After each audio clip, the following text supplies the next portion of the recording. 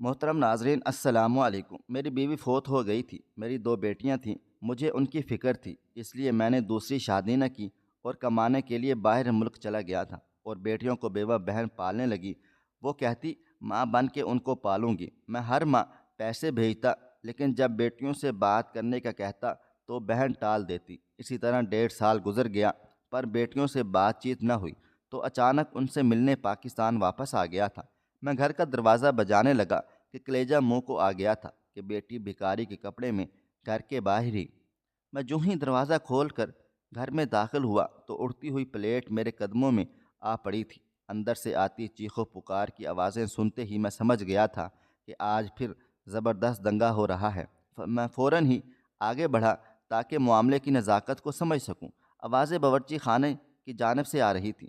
میں جو ہی باورچی خانے کے دروازے پر داخل ہوا، ایک اور پلیٹ اڑتی ہوئی میری طرف آئی، تو میں نے فوراً ہی ایک جانب جھک کر اپنا بچاؤ کیا۔ پلیٹ دروازے سے ٹکرا کر میرے قدموں میں گر کر چور چور ہو گئی تھی۔ میں نے حیرت اور صدمے سے گنگ ہو کر پلیٹ پھینکنے والے کی جانب دیکھا اور اپنی بہن کو کھڑے دیکھ کر حیران و پریشان رہ گیا تھا۔ یہ کیا ہو رہا ہے؟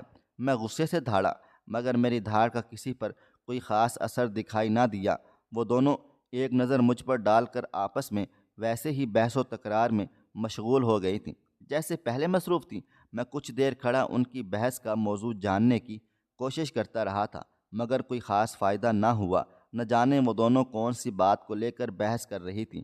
فی الحال تو یہی لگ رہا تھا کہ جھگڑے کی کوئی خاص وجہ نہیں ہے۔ میں وہاں کھڑا رہ کر کیا کرتا، لہٰذا اپنا پہلو بچاتا ہوا کمرے میں آ گیا اور دروازہ اندر سے بند کر کے آرام سے ٹی وی لگا کر بیٹھ گیا تھا۔ مجھے معلوم تھا کہ ابھی تھوڑی دیر میں صلح صفائی کرانے کے لیے وہ دونوں میرے پاس ہی آئیں گی، اس لیے میں پاؤں پھیلا کر ٹی وی دیکھنے میں مگن ہو گیا تھا۔ میرا نام جبار ہے۔ ہم دو ہی بہن بھائی تھے۔ میری بہن مجھ سے 6 سال بڑی تھی۔ میں کمانے کے قابل ہوا تو ابا جان ایک ٹریفک حادثے میں چل بسے تھے۔ ہمارے چھوٹے سے خاندان پر سوگ کی کیفیت طاری ہو گئی تھی۔ ابا جان کی موت کا مجھے بہت زیادہ دکھ تھا، کیونکہ میں ابا جان کے بے حد قریب تھا۔ گھر میں مزید سناٹا چھا گیا۔ ابا جان نے اپنی زندگی میں ہی میری بہن کو رخصت کر دیا تھا۔ وہ اپنے گھر کی ہو گئی تھی۔ ابا جان کی وفات کے چند ہفتے ہمارے ساتھ گزار کر میری بہن شناز واپس لوٹ گئی۔ گھر میں اور اماں ہی رہ گئے تھے۔ اماں ہر وقت ابا کو یاد کر کے روتی رہتی، تو میں اماں کی حالت دیکھ کر اداس ہو جاتا تھا۔ میں چاہتا تھا اماں ابا کی موت کا غم اپنے سر پر سوار نہ کریں، کیونکہ اس طرح وہ خود بھی بیمار ہو سکتی تھیں۔ ابا جان کے بعد میں نے اماں کو کھونا نہیں چاہتا تھا۔ میری اس بھری دنیا میں اماں کے سوا تھا ہی کون، لہٰذا میں اپنی ماں کی ڈھارس بن گیا۔ میں نے ان کو زندگی کی طرف لانے کی بے حد کوشش کرتا اور ہر وقت ان کو باتوں میں مشغول رکھتا۔ رفتہ رفتہ اماں جان بھی بہل گئیں اور واپس زندگی کی طرف لوٹنے لگیں۔ ابا جان کا غم ختم تو نہیں ہوا تھا، مگر وقت کے ساتھ ساتھ کچھ بھرسا گیا تھا۔ اماں کو میری شادی کی فکر لاحق ہوئی تو وہ لڑکیوں کی تلاش میں نکل کھڑی ہوئیں۔ میں بھی خوش تھا کہ چلو اس بہانے اماں کچھ بہل گئی تھیں۔ میں چاہتا تھا کہ میری زندگی میں کوئی ایسی لڑکی آئے جو میری ماں کو مجھ سے الگ نہ کر سکے، بلکہ وہ ہمارے گھر اور ہمارے ماحول میں گھل مل جائے۔ اماں کی بھی یہی خواہش تھی۔ اماں نے اپنی کافی جاننے والی لڑکیوں کو کہا، مگر ایک دن اماں جان کی تلاش ختم ہو گئی اور اماں جان نے میری ہی بہن کے سسرالی رشتہ داروں کی بیٹی کو میرے لیے پسند کر لیا تھا۔ اماں جان نے مجھ سے میری رائے پوچھی تھی، تو بھلا مجھے کیا اعتراض ہونا تھا؟ میں اماں کی پسند اور مرضی میں خوش تھا۔ میں چاہتا تھا کہ اماں اپنی پسند سے ہی بہو اس گھر میں لائیں، تاکہ بعد میں مجھے اماں کو وہی پسند رہے اور اماں اس میں کیڑے نہ نکال سکے۔ لڑکی والوں نے فوراً ہی رشتے کے لیے ہاں کر دی اور اماں جان شادی کی تیاریوں میں مصروف ہو گئی تھیں۔ میں اماں جان کو تیاری کرتے دیکھتا تو مسکرا دیتا تھا۔ دنیا جہاں کی کوئی چیز نہ تھی جو انہوں نے اپنے بہو کے لیے نہ لی ہو۔ وہ بڑے ارمان اور شوق سے میرے بیوی کے لیے جوڑے تیار کر رہی تھی۔ میری بہن بھی ان کا پورا ساتھ دیتی ہوتی اور وہ روزانہ ہی اماں کے ساتھ بازار جانے کو بھی موجود ہوتی اور وہ دونوں جی بھر کر خریداری کرتی تھی۔ وقت پر لگا کر گزرا اور میری بیوی عشرت میری زندگی میں چلی آئی۔ وہ ایک نیک دل اور زندہ دل لڑکی تھی۔ اس نے میری زندگی خوشیوں سے بھر ڈالی تھی۔ اس نے جلد ہی اپنا مقام میرے دل میں اور اس گھر میں بنا لیا۔ وہ ماں کی بہت قدر اور خدمت کیا کرتی اور ماں کے آگے پیچھے گھومتی پھرتی۔ مجھے اس سے کبھی کسی قسم کی کوئی شکایت نہ ہوئی۔ ویسے ابھی ہماری شادی کو زیادہ عرصہ نہ گزرا تھا، مگر پھر بھی مجھے معلوم ہو گیا تھا کہ وہ اپنی زندہ دلی سے کبھی بھی اماں کے دل سے نہ اترے گی، کیونکہ وہ عزت کرنے والی اور خیال کرنے والی لڑکی تھی۔ وہ دل کی بہت اچھی تھی۔ مجھے اس کے بارے میں کافی کچھ اندازہ ہو چکا تھا۔ مجھے اپنی قسمت پر یقین نہ آتا تھا کہ مجھے اتنی اچھی بیوی ملی تھی، جس نے آ کر میرے گھر کو جنت بنایا اور میری شخصیت کو مزید نکھار دیا تھا۔ وہ ہر کام وقت پر کرتی، اس میں سلیقہ اور طریقہ کوٹ کوٹ کر بھرا ہوا تھا۔ دفتر میں بھی سبھی لوگوں نے محسوس کیا تھا کہ میرے اندر کتنی قسم کی واضح تبدیلی آ گئی تھی۔ مجھے کھانا وقت پر ملتا اور کپڑے دھلے دھلائے تیار ملتے تو مجھے دفتر پہنچنے میں کسی قسم کی تاخیر نہ ہوتی تھی۔ اس کے آنے سے پہلے میرے تمام کام اماں ہی کیا کرتی، مگر اماں کو زیادہ کام نہ کرنا دیتا اور اپنا کام خود کرنے کی کوشش کرتا تھا، مگر میں اس طریقے سے نہ کر پاتا تھا جیسے عشرت کیا کرتی تھی۔ لہٰذا میں اکثر دفتر سے لیٹ ہو جاتا اور کپڑے مجھ سے اس طریقے سے استری نہ ہو پاتے تھے جس طرح ایک عورت کر سکتی تھی۔ عشرت میرے کپڑے اس طرح استری کرتی تھی کہ کپڑوں پر ایک بھی شکن باقی نہ رہتی تھی۔ میں اپنی زندگی میں بہت زیادہ مسرور تھا اور رب کا شکریہ ادا کرتا تھا کہ مجھے ایسی بیوی ملی۔ عشرت کے آنے سے ہمارے گھر میں بھی رونق آ گئی تھی اور اماں کا بھی دل خوب لگ گیا تھا۔ اللہ تعالیٰ نے مجھے اوپر نیچے 2 بیٹیوں سے نوازا تو میری خوشی کی کوئی انتہا نہ رہی۔ مجھے بیٹیاں بہت زیادہ پسند تھیں اور میری بیٹیاں تو تھی بھی اتنی پیاری، بالکل پریوں جیسی۔ میں اپنی بیٹیوں پر جان چھڑکتا تھا۔ عشرت اب بہت مصروف ہو گئی تھی۔ وہ اپنی بیٹیوں کے ساتھ میرا اور اماں کا بے حد خیال رکھتی اور اماں کو گھر کے کسی بھی کام کو ہاتھ نہ لگانے دیتی تھی۔ اماں بھی اپنی پوتیوں کو پا کر بہت خوش تھی۔ وہ سارا دن اپنی پوتیوں کو سنبھال کر بیٹھی رہتی۔ عشرت گھر کے کام کاج نمٹا لیا کرتی۔ دونوں ساس بہو میں مثالی پیار محبت تھا۔ میں کبھی کبھار ڈر جایا کرتا تھا کہیں ساس بہو کے اس پیار کو میری نظر ہی نہ لگ جائے۔ میں نے رشتہ داروں اور آس پڑوس محلے میں ہمیشہ یہ دیکھا تھا کہ بہو کے آتے ہی گھر کا شیرازہ بکھر جایا کرتا تھا۔ ہمارے محلے کی اکثر عورتیں اماں کے پاس آ کر اپنے بہوؤں کی برائیاں کیا کرتی کہ کس طرح انہوں نے ان کا ناک میں دم کر کر رکھا ہوا تھا۔ میں بھی اماں کے پہلو سے لگ کر بیٹھ جاتا اور محلے کی عورتوں کو اپنی بہو کی برائی کرتے ہوئے سنتا اور ان کو انوکھے مشورے سے نوازتا تھا کہ آپ اس طرح اپنی بہو کو قابو کرنے کی کوشش کریں۔ وہ عورتیں مجھے کہا کرتی تھیں، جب تیری بیوی آئے گی تو تجھے پتہ چلے گا کہ بیویاں اور بہو کو قابو کرنا ناممکن ہوتا ہے۔ لہٰذا میرے دل میں ڈر بیٹھا ہوا تھا کہ کہیں میری بیوی آ کر بھی گھر کو بکھیر کر نہ رکھ دے، مگر ایسا کچھ بھی نہ ہوا تھا۔ میری ماں اور بیوی دونوں میں مثالی پیار محبت تھا۔ ایک دن ہماری زندگیوں میں طوفان آ گیا اور میری بہن شادی کے 10 سال بعد بیوہ ہو کر اماں کے در پر آ بیٹھی تھی۔ اماں کو جوان بیٹی کے بیوہ ہونے کا بے حد دکھ تھا اور ان کی خوشی پھر سے اداسی میں بدل گئی تھی۔ وہ ہر وقت اداس رہا کرتی اور اپنی بیٹی کو دیکھ کر ٹھنڈی آہیں بھرا کرتی تھی۔ میری بہن کو شادی کے 10 سال بھی اولاد نہ ہوئی تھی۔ وہ اولاد کی نعمت سے محروم تھی اور اب اس کا شوہر بھی چل بسا تھا۔ وہ خود بھی اداس رہا کرتی تھی۔ ایسے میں عشرت نے میری بہن اور اماں کی دل جوئی کرنے میں بھرپور ساتھ دیا۔ وہ ان دونوں کی ڈھارس بندھا کر انہیں ہمت اور حوصلہ دیتی۔ میں بھی اپنی بہن کی دل جوئی میں لگا رہتا تھا۔ عشرت اور میں نے مل کر کافی حد تک اماں جان اور اپنی بہن کو سنبھال لیا تھا۔ گھر کا ماحول پھر سے کچھ بہتر ہوا، مگر کچھ عرصے میں ہی نہ جانے ایسا کیا ہوا کہ اماں نے مجھ سے دبے دبے لفظوں میں میری بیوی کی شکایتیں کرنا شروع کر دی۔ میں حیران و پریشان تھا۔ ایسا کیا ہو گیا کہ عشرت نے اماں کو شکایت کا موقع دے دیا؟ میں نے 1-2 بار اماں کی شکایت سن کر عشرت کی سرزنش کی تو وہ حیرت سے مجھے دیکھنے لگی، لیکن اس نے مجھ سے کوئی بحث و مباحثہ نہ کیا اور صرف اتنا کہا کہ میں کوشش کروں گی کہ آئندہ ان کو مجھ سے کوئی شکایت نہ ہو۔ مگر کچھ عرصے میں دوبارہ اماں کو اس سے شکایتیں شروع ہو گئیں۔ اب کی بار تو اماں کے پاس شکایتوں کا انبار تھا۔ میں سمجھنے سے قاصر ہو گیا کہ آخر ایسا بھی کیا ہو گیا ہے کہ میں نے جا کر عشرت کی خبر لی تو وہ بھی پھٹ پڑی۔ اس نے مجھ سے اماں کی ڈھیروں شکایتیں کر ڈالی۔ میں اس کی شکایتیں سن کر بہت حیران ہو گیا تھا۔ نہ تو میری ماں ایسی تھی جیسا وہ بیان کر رہی تھی اور نہ ہی عشرت ایسی تھی جیسے اماں جان نے بیان کیا تھا۔ میں ان دونوں کو اچھی طرح سے جانتا تھا اور ان کے آپسی تعلق کی ہمیشہ تعریف کیا کرتا تھا، مگر یہ کیا ہو گیا؟ میں سمجھنے سے قاصر تھا۔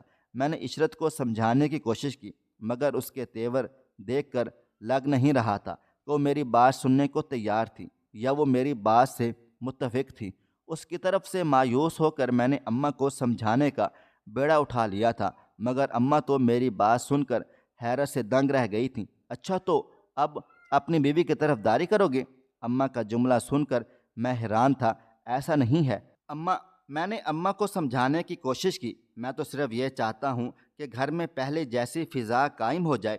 اب ایسا ممکن نہیں، تمہاری بیوی کے تیور بدل گئے ہیں، شاید اس کو میری بیٹی کا یہاں آ کر رہنا پسند نہیں آیا، مگر اور وہ کہاں جائے؟ اس کا باپ کا گھر ہے اور اس گھر میں اس کا بھی حصہ ہے۔ میں حیران و پریشان ہو کے اماں جان کی بات سن رہا تھا۔ بھلا عشرت کو میری بہن کے یہاں رہنے سے بھلا کیا اعتراض ہو سکتا تھا؟ میں جانتا تھا کہ اس گھر میں میری بہن کا بھی حصہ تھا، نہ تو میں نے اور نہ کبھی عشرت نے اس کو یہاں سے جانے کے لیے کہا تھا، مگر میں اماں جان کو قائل نہ کر سکا۔ وہ اپنی بات پر بازید رہیں اور میں چپ چاپ وہاں سے اٹھ آیا۔ گھر میں کشیدگی کی فضا قائم تھی۔ عشرت چپ چاپ گھر کے کاموں میں مصروف رہتی تھی۔ میں اسے بلانے کی کوشش کرتا تو مجھے بھی کاٹ کھانے کو دوڑتی تھی۔ نہ جانے اس کا مزاج اتنا تلخ کیسے ہو گیا تھا۔ وہ تو ہنس مکھ اور شگفتہ مزاج والی لڑکی تھی، مگر اماں صحیح کہتی تھیں، اس کے تیور بدل گئے تھے۔ دوسری طرف اماں جان بھی ہر وقت شکایتوں کا انبار لیے موجود ہوتی اور وہ منہ ہی منہ میں نہ جانے کیا کیا بڑبڑاتی رہتی تھیں۔ کچھ ہی دنوں میں بحث و تکرار کے ساتھ لڑائیوں تک نوبت آ پہنچی تھی۔ عشرت اور میری بہن کے درمیان لڑائی ہوتی کہ محلے والے بھی اپنے گھروں سے سر نکال کر جھانکنے لگتے کہ آوازیں کس گھر سے آ رہی ہیں۔ میں نے عشرت کو سمجھانے کی بے حد کوشش کی تھی کہ اس طرح لڑنا بہت بری بات ہوتی ہے اور آس پاس گھر موجود ہیں، ہر گھر کی آواز دوسرے گھر میں چلی جاتی ہے، مگر عشرت سمجھنے کو تیار نہ تھی۔ اگر آپ اپنی بہن کو یہ سب سمجھائیں تو زیادہ بہتر ہوگا، بحث وہی شروع کرتی ہے۔ میں اس کی یہ بات سن کر حیران ہوتا، مگر اس کو کچھ بھی نہ کہہ سکتا۔ میں ان دونوں کے درمیان بے بس تھا، نہ میرے اختیار میں اپنی بہن کو لگام لگانا تھا اور نہ ہی میں اپنی بیوی کو قابو کر سکتا تھا، لہٰذا دونوں کا مارکا ہوتا ہوا دیکھ کر ایک طرف ہو کر بیٹھ جایا کرتا تھا۔ اماں جان اپنی بیٹی کی طرف داری کیا کرتی اور عشرت کو ہی برا بھلا کہتی، مگر عشرت نے آج تک کبھی اماں کو پلٹ کر جواب نہ دیا تھا، مگر وہ میری بہن کو ایسے ایسے جواب دیتی کہ میں خود بھی حیرت سے منہ کھولے کھڑا رہ جاتا تھا۔ میں جب بھی عشرت سے شکوہ کرتا تو آگے سے یہی کہتی، میرے منہ میں جب زبان ہے میں آخر کب تک برداشت کروں گی؟ آپ نے تو بھی میرا ساتھ نہیں دیا ہے، نہ دینا ہے، مجھے خود ہی اپنی لڑائی لڑنی ہے۔ میں اس روز کی بحث و تکرار سے تنگ آ گیا، لہٰذا میں نے ان دونوں کو ان کے حال پر چھوڑ دیا تھا۔ اب چاہے وہ لڑتی رہیں یا جو مرضی کرتی رہیں، میں یہی ظاہر کرتا تھا کہ مجھے پرواہ نہیں ہے، مگر میں دل ہی دل میں سخت پریشان تھا۔ اماں کی طبیعت کافی خراب رہنے لگی تو ان دونوں کی لڑائیاں تھم سی گئی تھیں۔ میں خوش ہو گیا تھا کہ چلو اماں جان کی بدولت دونوں کچھ عقل سمجھ تو آ گئی ہے۔ اماں کی طبیعت نہ سنبھل سکی، عشرت نے ایسے میں اماں جان کی بہت خدمت کی۔ میری بہن بھی اماں جان کی خدمت میں لگی رہتی۔ اماں کی بیماری کے نتیجے میں دونوں ایک ہو گئی تھیں اور گھر میں پھر سے سکون آ گیا تھا، مگر اماں کی بیماری جان لیوا ثابت ہوئی اور اس بار اماں جان نہ بچ سکیں۔ دراصل ان کو جوان بیٹی کے بیوہ ہونے کا غم کھا گیا تھا۔ اماں کی موت کے بعد ہم سبھی سکتے کی کیفیت میں تھے۔ گھر میں بے حد اداسی چھائی ہوئی تھی۔ اماں کے دم سے جو رونق تھی وہ بالکل ختم ہو گئی تھی۔ عشرت اپنے کاموں میں مصروف رہتی، جبکہ میری بہن بھی اپنی سرگرمیوں میں لگی رہتی۔ اس کو سلائی کرنے اور سویٹر بننے کا بہت زیادہ شوق تھا، لہٰذا اس نے وہ اپنے آپ کو مصروف رکھنے کے لیے وہی سلسلہ دوبارہ سے شروع کر دیا تھا۔ محلے کی عورتیں اس کے پاس اپنے کپڑے سلائی کروانے کے لیے آ جایا کرتی تھیں تو اس کا بھی دل بہل جاتا۔ میں اس بات پر مطمئن تھا کہ چلو دونوں اپنے اپنے کاموں میں مصروف تو رہتی ہیں اور آپس میں بے شک زیادہ بات چیت نہیں کرتی، مگر لڑائی بھی تو نہیں ہوتی نا۔ مگر یہ سکون کچھ ہی دنوں کا تھا۔ جیسے ہی اماں جان کی موت کا غم ہلکا ہوا، گھر میں پھر وہی لڑائیاں شروع ہو گئیں۔ میری بیوی اور میری بہن آپس میں اس طرح لڑتی کہ سارا محلہ ان دونوں کی آوازیں سن کر لطف اٹھاتا تھا۔ میری شادی کو تقریباً 14 سال کا عرصہ گزر چکا تھا۔ میری بڑی بیٹی 11 سال کی جبکہ چھوٹی بیٹی 10 سال کی ہو گئی تھی۔ ایک دن اچانک عشرت کام کرتے ہوئے باورچی خانے میں گر پڑی۔ میں اس وقت دفتر میں موجود تھا۔ مجھے میری بہن کا فون آیا تو میں دفتر سے دوڑا چلا آیا۔ میں فوراً عشرت کو لے کر ہسپتال پہنچا، مگر ڈاکٹر کی بات سن کر میں سخت صدمے کا شکار ہو گیا تھا کہ عشرت اس دنیا میں نہ رہی تھی۔ مجھے یقین نہ آتا کہ وہ اچانک دل کا دورہ پڑنے کے سبب اس دنیا سے کوچ کر گئی تھی۔ میں اپنی بچیوں کی جانب دیکھتا تو میرا دل بھر آتا تھا۔ وہ دونوں معصوم چھوٹی سی عمر میں اپنی ماں کی شفقت سے محروم ہو گئی تھیں۔ مجھے اپنی بچیوں کی خاطر خود کو سنبھالنا پڑا۔ میں نہیں چاہتا تھا کہ میں ان کے سامنے ٹوٹ کر بکھروں تو مزید صدمے کا شکار ہوں۔ میری بہن اور بچیوں کی پھوپھی ہی ان دنوں سنبھالتی رہی۔ گھر کا سارا کام بھی میری بہن جھٹ پٹ نمٹا لیا کرتی۔ میرا دکھ تو کسی طور پر کم ہونے میں نہیں آ رہا تھا۔ میری بہن کا مشورہ تھا کہ میں دوسری شادی کر لوں تاکہ بچیوں کی زندگی میں ماں کی کمی پوری ہو سکے، مگر میں دوسری شادی نہ کرنا چاہتا تھا۔ میں نے اپنی زندگی عشرت کے لیے وقف کی تھی۔ اس کے مرنے کے بعد بھی میں ایسے ہی بے وفائی کرنے کا سوچ بھی نہیں سکتا تھا۔ ویسے بھی بچیوں پر ستیلی ماں لانے سے بہتر تھا کہ وہ بن ماں کے ہی پل جائیں اور جوان ہوں، اور پھر گھر میں ہی خیال رکھنے کے لیے میری بہن تو موجود ہی ہوتی تھی۔ لہٰذا میں نے اس کا مشورہ نہ مانا اور تنہا زندگی گزارنے لگا۔ میں نے اپنی زندگی اپنی بچیوں کے لیے وقف کر ڈالی تھی۔ دفتر سے آنے کے بعد میں سارا دن ان کی دل جوئی میں لگا رہتا تھا۔ میں ان سے ان کی پڑھائی کے متعلق بھی معلومات لیتا تاکہ ان کی پڑھائی نظر انداز نہ ہو۔ وہ اپنی پھپھو کا ساتھ پا کر کافی حد تک بہل گئی تھی۔ مجھے دفتر کی طرف سے بیرون ملک جانے کی پیشکش ہوئی تو میں نے اپنی بچیوں کے بہتر مستقبل کی خاطر پیشکش کو قبول کر لیا۔ ویسے بھی اب میرا کہیں بھی دل نہ لگتا تھا۔ میں اپنے گھر میں اور اپنے شہر میں بھی بے سکون ہی تھا۔ میری بیوی کی موت کے بعد میرا دل لگانا بے حد مشکل کام ہو گیا تھا، لہٰذا میں نے پیشکش قبول کی اور بیرون ملک آ گیا تھا۔ میری بہن نے کافی حد تک میری بچیوں کو سنبھال لیا تھا۔ میرے بیرون ملک جانے کا سن کر اس نے بچیوں کو سینے سے لگا لیا اور کہا میں ان کو ماں کی کمی محسوس نہ ہونے دوں گی اور اپنے کلیجے سے لگا کر رکھوں گی اور ماں بن کر پالوں گی۔ میں بھی مطمئن تھا۔ میری بچیاں میری بیوی کے بعد میری بہن سے ہی بہت زیادہ اٹیچ ہو گئی تھیں، لہٰذا مجھے کسی قسم کی کوئی فکر کرنے کی ضرورت نہ تھی۔ میں بیرون ملک آ گیا تھا اور اپنی بہن کو مہینے کے مہینے بچیوں کے لیے خرچ بھیجا کرتا تھا۔ مجھے وہاں کام کرتے لگ بھگ 1.5 سال ہو گیا۔ میری اپنی بہن سے تو فون پر وقتاً فوقتاً بات ہو جایا کرتی تھی، مگر بچیوں سے بات نہ ہو پاتی۔ جب بھی میں اپنی بہن سے بچیوں سے بات کروانے کا کہتا تو وہ کوئی نہ کوئی بہانہ بنا کر ٹال دیتی۔ مجھے نہیں معلوم تھا کہ وہ میری بچیوں سے میری بات کیوں نہیں کروانا چاہتی۔ میں کوئی بھی وجہ سمجھنے سے قاصر تھا۔ مجھے بیرون ملک گئے ہوئے تقریباً 1.5 سال ہو گیا تھا۔ اب میرا دل بچیوں سے ملنے کو بےتاب تھا، لہٰذا مجھے چھٹی ملی تو میں بغیر بتائے پاکستان چلا آیا۔ جیسے ہی میں گھر کے نزدیک پہنچا تو گھر کے کچھ فاصلے پر میلے کچیلے کپڑوں میں ملبوس ایک بھکارن بچی کو بیٹھے دیکھ کر میرا دل دہل گیا تھا، کیونکہ اس کی شکل کافی حد تک میری چھوٹی بیٹی سے ملتی جلتی تھی۔ بھلا میری بیٹی ایسے حلیے میں یہاں کیسے ہو سکتی تھی؟ میں سر کو جھٹک کر آگے بڑھا۔ جو ہی دروازے کے قریب پہنچا اور دروازہ کھٹکھٹانے لگا تو میرا کلیجہ منہ کو آ گیا تھا، کیونکہ میری بڑی بیٹی بھکاری کے حلیے میں گھر کے پاس ہی موجود تھی۔ وہ بھی گھر کے دروازے کی جانب بڑھ رہی تھی۔ وہ مجھے دیکھ کر چونک گئی اور اپنی جگہ پر کھڑی ہو گئی تھی۔ میں فوراً اس کی طرف بڑھا تھا۔ اب کی بار میں پہچان گیا تھا کہ وہ میری ہی بیٹی تھی۔ میں نے اس کو جا کر بازو سے پکڑا تو اس کی آنکھوں میں آنسو بھر آئے تھے۔ یہ سب کیا ہے؟ میں نے کانپتی ہوئی آواز میں پوچھا تو وہ روتی ہوئی چیختی چلاتی ہوئی میرے سینے سے جا لگ گئی تھی۔ پھوپھو اماں نے ہمیں کہا ہے کہ تمہارے ابا جان کوئی پیسے نہیں بھیجتے، لہٰذا باہر سے کما کر لاؤ تو ہی کھانا ملے گا۔ ہم دن بھر کی دہاڑی اکٹھی کر کے پہلے پھوپھو اماں کے ہاتھ پر جا کر رکھتے ہیں تو ہمیں کچھ کھانے کے لیے ملتا ہے۔ اپنی بیٹے کے الفاظ سن کر میرے ہوش اڑ گئے تھے۔ ایسا کیسے ممکن تھا؟ میں تو ہر مہینے باقاعدگی سے پیسے بھیجتا تھا، اور اگر میں پیسے نہ بھی بھیجتا تبھی میری بیٹیوں کو بھکاری بنا کر سڑک پر بھیجنے کی بجائے اسے خود باہر نکل کر بھیک مانگنی چاہیے تھی۔ میں غصے سے بھرا ہوا تھا۔ میں فوراً ہی اپنی بڑی بیٹی کا ہاتھ پکڑ کر اسی جگہ گیا جہاں میں نے اپنی چھوٹی بیٹی کو کھڑے دیکھا تھا۔ وہ ابھی بھی اسی جگہ کھڑی تھی جبکہ اس نے نظریں زمین پر جھکائی ہوئی تھیں۔ میں اس کے پاس پہنچ کر اسے آواز دی تو وہ مجھے دیکھ کر چونک گئی تھی۔ وہ مجھ سے لپٹ گئی، اپنے دونوں بیٹیوں کو باہوں میں بھرے، آنکھوں میں آنسو لیے گھر کی طرف چل دیا تھا۔ میں نے دروازے پر دستک دی تو میری بہن نے دروازہ کھولا۔ وہ مجھے اپنے سامنے کھڑے دیکھ کر حیران و پریشان رہ گئی تھی، جبکہ میری دونوں بیٹیاں بھی اسی حلیے میں میرے ارد گرد موجود تھیں۔ میری بہن کے چہرے کے رنگ ہی اڑ گئے تھے۔ تم کب آئے؟ وہ حیرانی سے پوچھنے لگی۔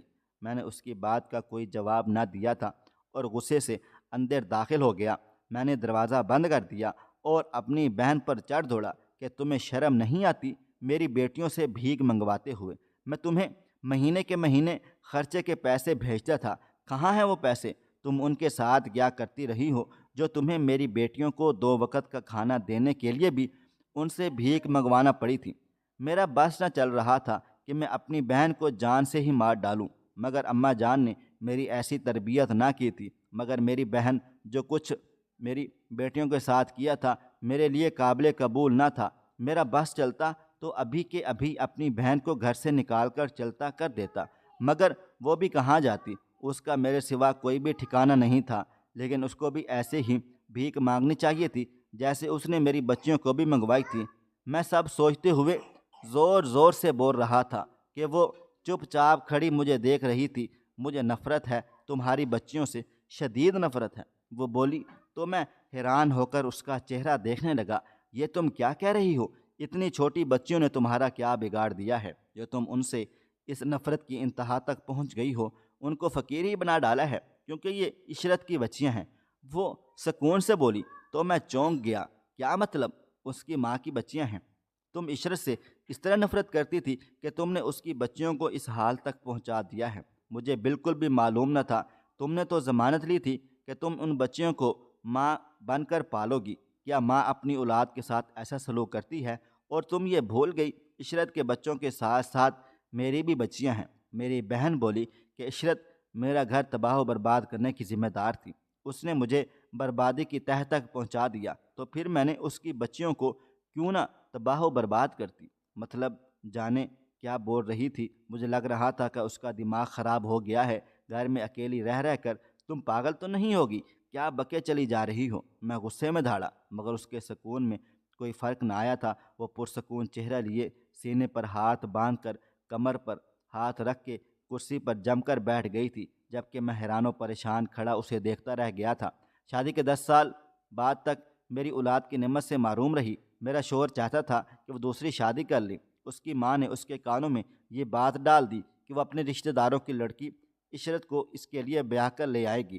عشرت کا نام سن کر اس کی بھی رال ٹپک گئی، کیونکہ وہ تو بہت خوبصورت تھی، لہٰذا وہ چاہتا تھا کہ وہ بھی عشرت سے شادی کر لے۔ عشرت کا گھرانہ زیادہ کھاتا پیتا نہ تھا، جبکہ میرا شوہر ایک بہت ہی امیر و کبیر خاندان سے تعلق رکھتا تھا، لہٰذا اگر میرے شوہر کا رشتہ عشرت کے ساتھ ہو جاتا تو اس کے گھر والے انکار نہ کرتے۔ میں کسی صورت نہ چاہتی تھی کہ میرا شوہر دوسری شادی کرے۔ اگر میں اولاد کی نعمت سے محروم تھی تو اس میں میرا کوئی بھی قصور نہ تھا، یہ تو رب تعالیٰ کی مرضی تھی۔ میں نے اس کو سمجھانے کی بہت کوشش کی، مگر وہ نہ مانا۔ اس نے یہی کہا، جیسے میرا ماں باپ چاہتے ہیں میں ویسا ہی کروں گا، اور اگر وہ چاہتے ہیں کہ میں اولاد کے لیے دوسری شادی کروں تو میں دوسری شادی کر کے ہی رہوں گا۔ میں اس کے اس رویے پر حیران و پریشان ہو گئی تھی۔ میں نے اپنی طرف سے اس کی خدمت میں کوئی بھی کمی نہ آنے دی تھی، اور سب کا صلہ اس نے مجھے یہ دیا تھا کہ دوسری شادی کرنے کو تیار ہو گیا تھا۔ میں نے ساس سسر کی خدمت میں کبھی بھی کوئی کمی نہ چھوڑی تھی، اور اپنی زندگی کے اچھے دن بھی ان کی خدمت میں گزار دیے تھے، جبکہ میرے کڑے وقت میں وہ میرے خلاف ہی ڈٹ کر کھڑے ہو گئے تھے اور اپنے بیٹے کو دوسری شادی کے لیے اکسا رہے تھے۔ میں بالکل تنہا تھی، میرا ساتھ دینے کے لیے کوئی بھی تیار نہ ہوا تھا۔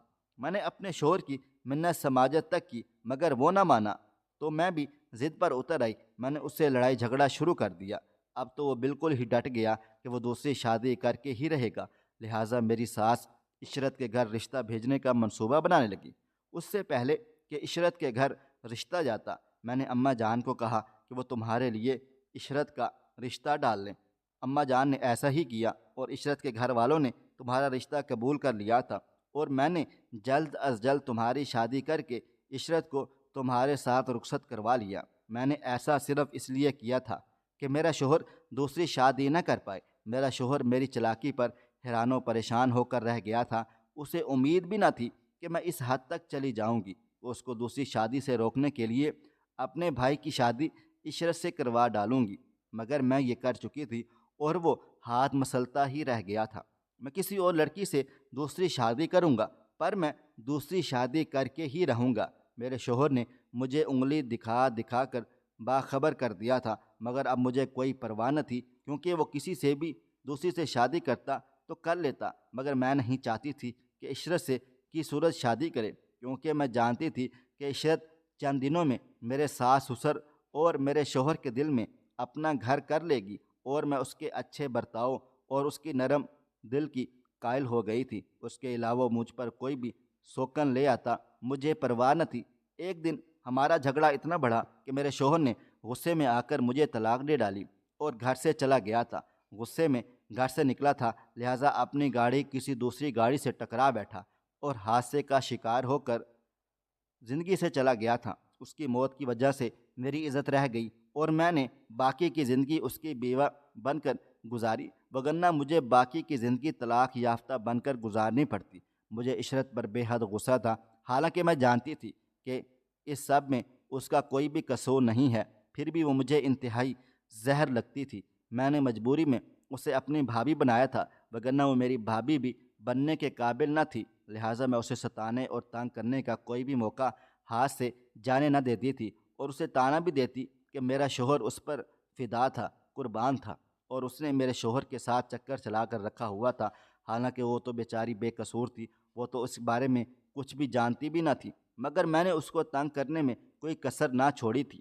میری نفرت اس کی موت کے بعد بھی کم نہ ہوئی اور اس کی بچیوں پر اترنے لگی، لہٰذا میں نے اس کی بچیوں کو اس حد تک تباہ و برباد کر ڈالا تھا جس حد تک میں خود تباہ اور برباد ہو گئی تھی، اور مرنے سے پہلے میرا شوہر مجھے طلاق دے کر گھر سے نکلا تھا۔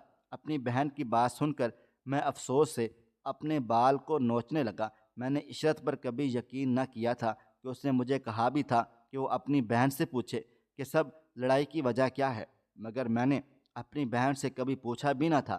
میں سوچ بھی نہ سکتا تھا کہ میری بہن اس حد تک گر جائے گی، وہ اپنے مفاد کے لیے اس کے ساتھ اس قدر برا سلوک کرے گی اور نفرت میں اس حد تک بڑھ جائے گی کہ اس کی بچیوں کو بھی نہ بخشے گی۔ اب میرا دل تو یہی چاہ رہا تھا کہ اس کا ہاتھ پکڑ کر گھر سے نکال دوں، مگر میں ایسا نہ کر سکا۔ وہ جیسی بھی تھی پر تھی تو میری بہن ہی، لہٰذا میں اپنی بچیوں کی خود ہی خبر گیری رکھوں، یہی بہتر تھا۔ میں اپنی بہن کو گھر سے نہ نکال سکتا تھا، لہٰذا میں نے گھر کے درمیان سے دیوار کر کے دو حصے بنا دیے اور ایک حصہ اپنی بہن کو دے دیا اور دوسرے حصے میں اپنی بچیوں کے ساتھ رہنے لگا تھا۔ میں نے دوبارہ بیرون ملک جانے کا ارادہ منسوخ کر دیا تھا اور ادھر ہی رہ کر اپنی بچیوں کی بہترین تربیت کرنے لگا تھا۔ میں نہیں چاہتا تھا کہ وہ دوبارہ بھی ایسی صورتحال سے گزروں۔ آپ بطور شوہر ناکام ہیں اگر آپ اپنے والدین اور بہن بھائیوں کو اپنی بیوی کے خلاف منفی معلومات فراہم کرتے ہیں۔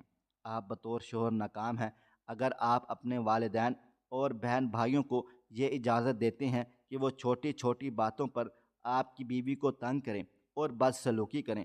آپ بطور شوہر ناکام ہیں اگر آپ نہیں جانتے کہ آپ اپنی بیوی کے ساتھ سب سے بڑے محافظ ہیں۔ آپ بطور شوہر ناکام ہیں اگر آپ اپنی بیوی کو یہ کہتے ہیں کہ آپ دونوں کے درمیان بس بچے ہی وہ واحد چیز ہیں جو آپ کو ساتھ رکھتے ہیں۔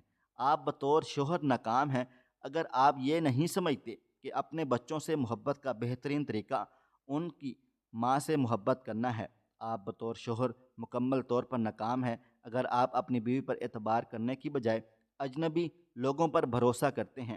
بھائی، آپ ایک خطرناک کھیل کھیل رہے ہیں جو آپ کو کبھی بھی ختم کر سکتا ہے۔ جناب، اگر آپ اس عورت کو دھکیلتے ہیں اور اس کا دل توڑتے ہیں تو یہاں تک کہ شیطان بھی نوٹس لے گا کہ آپ کے ساتھ کیا ہوا ہوگا۔ اپنی بیوی کے خاموش مزاج کو نظر انداز نہ کریں۔ اگر آپ ایک اچھی عورت کو مایوس کریں گے تو آپ کی زندگی مایوسی میں ڈوب سکتی ہے۔ حقیقت تو یہ ہے، جب ایک عورت آپ کو نقصان پہنچانا چاہتی ہے تو وہ یہ یقینی بناتی ہے کہ وہ آپ کے جسم کے ہر حصے کو تکلیف دے۔ جنس کے ذریعے کنٹرول کرنے کا خیال ترک کر دیں۔ عورتوں کے پاس ایک نفسیاتی پہلو ہوتا ہے جس کو اگر چالو کیا جائے تو شیطان بھی آپ پر ترس کھائے گا۔ شادی ہر مرد کے لیے نہیں ہے۔ اگر آپ کسی عورت سے محبت، عزت، حفاظت اور وفاداری نہیں کر سکتے تو براہ کرم غیر شادی شدہ ہی رہیں۔ شادی تربیت یافتہ مردوں کے لیے ہی ہے۔ خواہش صرف اتنی ہے کہ کچھ الفاظ لکھوں جس سے کوئی گمراہی کے راستے پہ جاتے جاتے رک جائے، اور نہ بھی رکے تو سوچ میں ضرور پڑ جائے۔ پیارے دوستوں، امید کرتا ہوں کہ آپ کو یہ ہماری کہانی پسند آئی ہوگی۔ کہانی پسند آئی ہو تو ویڈیو کو لائک کریں، کومنٹس کریں، شیئر کرنا بالکل بھی نہ بھولیں۔ اور ہاں، اگر آپ لوگ اس چینل پر نئے ہیں تو اس چینل کو سبسکرائب ضرور کر لیں اور نوٹیفیکیشن کو ضرور دبا دیں تاکہ آنے والی کہانی سب سے پہلے آپ کو مل سکیں۔ ملتے ہیں کل ایک نئی اور دلچسپ کہانی کے ساتھ۔ تب تک اپنا ڈھیر سارا خیال رکھیے گا۔ اللہ حافظ۔